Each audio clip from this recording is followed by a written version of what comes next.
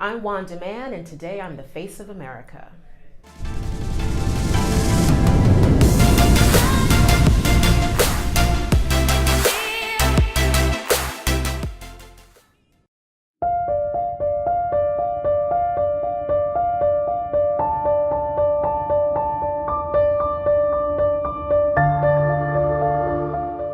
Hello, my name is Wanda Mann. I'm a native New Yorker, and I've always had a passion for travel, food, and wine. And all of that comes together on my blog, The Black Dress Traveler, that I founded about 9 years ago. For me, wine is often who are you drinking it with and where are you drinking it? You know, wine for me is very emotional. To me, it's a piece of art that you can bring home. You know, you can go to a museum, but you can't bring a Da Vinci or Renoir to your house, or you can have a reproduction, but it's not quite the same. But a bottle of wine, you know, tells a story. I was very blessed because both of my parents are from the South. So the southern United States is known for having a very rich culinary heritage, but also my father was classically trained in French cuisine. So I always say that I had the foie gras and grits childhood.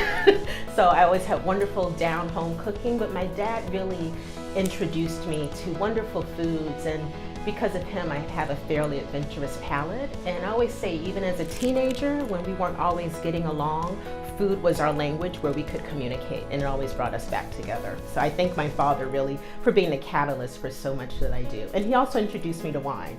I think what we've seen now, especially in the past 10 years, has been a real renaissance. People trying wines, experimenting, millennials spending more money on wine than they do on beer. So while there will always be status wines, and that's definitely a part of the industry, I think younger people are driving this idea of moving the snobbery out of wine and having an open mind about what you drink. I think really, if we look back historically, America lost a bit of momentum with winemaking because of a dumb little thing called prohibition. So think about it, we had this thriving industry that was legally shut down by the federal government. And so suddenly places like Napa were only legally allowed to produce wine for sacramental wines, religious wine. So suddenly when prohibition ended, we kind of had to start from scratch. So I think the heritage and the knowledge were there, and I think what the new generation has done, they've studied abroad. The winemakers have spent time in Europe.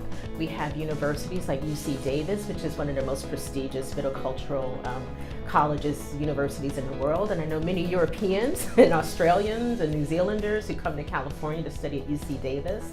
So I think, you know, California is really a good example of American tradition and American innovation. And I think that's why those wines have done so well. I mean, they capture kind of the legacy of Europe, but in a truly American way. There are a lot of other women before me that kind of blazed the trail. You know, Jancis Robinson, who is probably the premier, you know, wine expert in the world. She's British. And Mary Ewan Mulligan, who's a master of wine, the first American female master of wine.